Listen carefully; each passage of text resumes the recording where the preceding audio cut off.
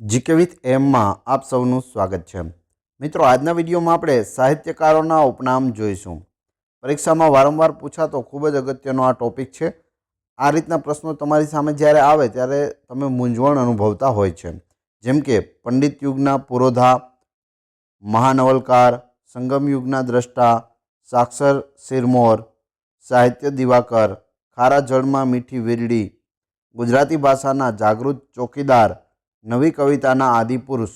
આ બધા કોના કોના ઉપનામો છે? તો એવા સમયે તમને તકલીફ પડતી હોય છે, તો આજે આપણે બધા ઉપનામો એકસાથે જોઈ લેશું, જેથી આવનાર પરીક્ષામાં તમને ઉપયોગી થાય।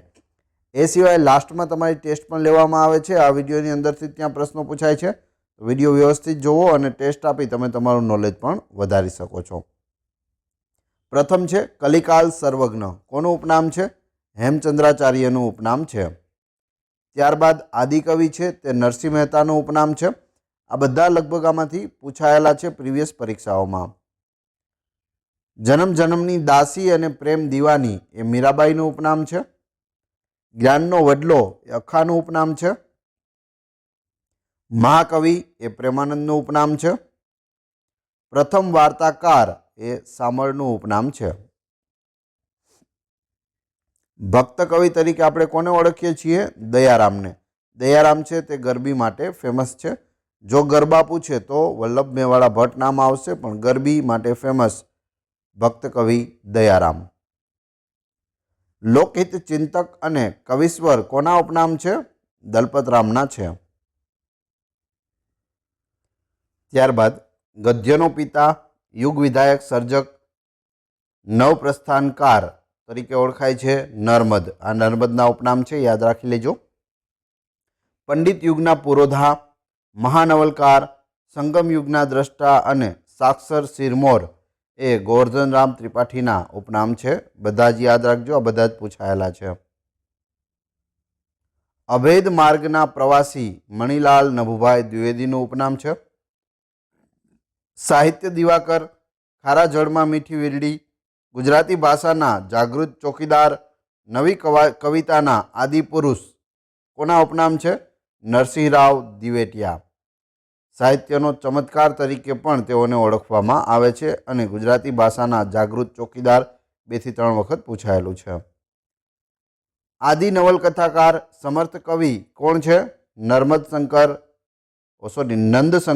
મહેતા। નંદશંકર મહેતાના ઉપનામ આદિ નવલકથાકાર અને સમર્થ કવિ। યુગમૂર્તિ વાર્તાકાર, યુગદર્શી નવલકથાકાર, વાર્તા સર્જનનો એક માતબર યુગ। આ બધા ઉપનામો છે રમણલાલ દેસાઈના। રંગદર્શી કવિ, સુરતાની વાડીનો મીઠો મોરલો, પ્રેમ અને આશરુ અથવા તો આંસુના કવિ, કવિ કલાપી। આ બધા કલાપીના ઉપનામો છે, તો એ પણ યાદ રાખજો। ખંડકાવ્યોના સર્જક કોનું ઉપનામ છે? તો કાંતનું ઉપનામ છે, કવિ કાંત। ડોલન શૈલીના કવિ અને કવિવર તરીકે આપણે નાનાલાલને ઓળખીએ છીએ। ડોલન શૈલી ખાસ યાદ રાખજો, ઘણી વખત પૂછાયેલું કે ડોલન શૈલી માટે નીચેનામાંથી કયા કવિ જાણીતા છે? તો નાનાલાલ।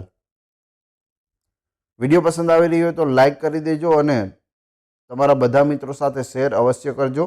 ચેનલ પર નવા હોય અને આવા જ વિડીયો આગળ પણ મેળવવા ઈચ્છતા હોય તો ચેનલને સબસ્ક્રાઈબ કરવાનું ના ભૂલશો। સવાઈ ગુજરાતી કોનું ઉપનામ છે? કાકા સાહેબ કાલેલકરનું ઉપનામ છે સવાઈ ગુજરાતી। રાષ્ટ્રીય શાયર, કસુંબલ રંગના ગાયક એ ઉપનામો ઝવેરચંદ મેઘાણીના છે। એ સિવાય પહાડનું બાળક તરીકે પણ તેઓને ઓળખવામાં આવે છે। ટૂંકી વાર્તાના કસબી એ ધૂમકેતુનું ઉપનામ છે। ગુજરાતી કવિતાનો નાયગ્રા ધોધ તરીકે ઓળખાય છે રમેશ પારેખ। રમેશ પારેખનું ઉપનામ છે ગુજરાતી કવિતાનો નાયગ્રા ધોધ। એ સિવાય 6 અક્ષરનું નામ પણ તેનું તખલ્લુસ છે। હાસ્ય સમ્રાટ જ્યોતિન્દ્ર દવેનું ઉપનામ છે હાસ્ય સમ્રાટ। વિશ્વ શાંતિના કવિ છે ઉમાશંકર જોશી।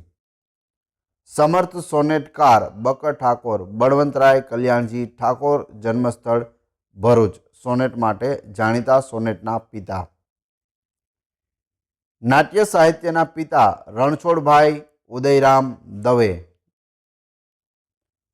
મધુદર્શી સમન્વયકાર આનંદ શંકર ધ્રુવ. ઘટનાના બેતાજ બાદશાહ એ ચંદ્રકાંત બક્ષીનું ઉપનામ છે. બાળ સાહિત્યના બ્રહ્મા ગીજુભાઈ બધેકા, જેને બાળકોની મૂછાળી મા તરીકે પણ ઓળખવામાં આવે છે. બાળ સાહિત્યમાં ખૂબ લેખન કરેલું છે અને જેના કારણે તેઓ બાળ સાહિત્યના બ્રહ્મા કહેવાય છે. સાહિત્યના દરિયાનો ખેડૂ ગુણવંતરાય આચાર્ય. સાહિત્યના દરિયાનો ખેડૂ ગુણવંતરાય આચાર્ય. હવે તમારી ટેસ્ટ, જે આપણે વિડીયો જોયો તેમાંથી તમને અહીં પ્રશ્નો પૂછવામાં આવે છે, જેના જવાબ તમારે કોમેન્ટ બોક્સમાં આપવાના છે, જેથી તમને ખ્યાલ આવે તમને કેટલું યાદ રહે છે. પ્રથમ છે, કસુંબલ રંગના ગાયક તરીકે કોણ ઓળખાય છે? બીજું, પ્રેમાનંદનું જાણીતું નામ શું છે? ત્રીજું, પ્રથમ વાર્તાકાર કોણ છે? ચોથું, આદિકવિ કોનું ઉપનામ છે? અને 5, લોકહિત ચિંતક કવિશ્વર તરીકે કોણ ઓળખાય છે? એટલે કે કોનું ઉપનામ છે લોકહિત ચિંતક અને કવિશ્વર? તો 5 પ્રશ્નોના જવાબ ક્રમશઃ તમારે કમેન્ટ બોક્સમાં આપવાના છે. વિડીયો પસંદ આવ્યો હોય તો લાઇક, કોમેન્ટ, શેર અને સબસ્ક્રાઇબ કરવાનું ના ભૂલશો. આ ચેનલ ઉપર ઘણા બધા વિડીયો અવેલેબલ છે. તમે ચેનલના નામ ઉપર ક્લિક કરી વિડીયોમાં જઈ બધા જ વિડીયો જોઈ શકો છો. Thanks for watching my video.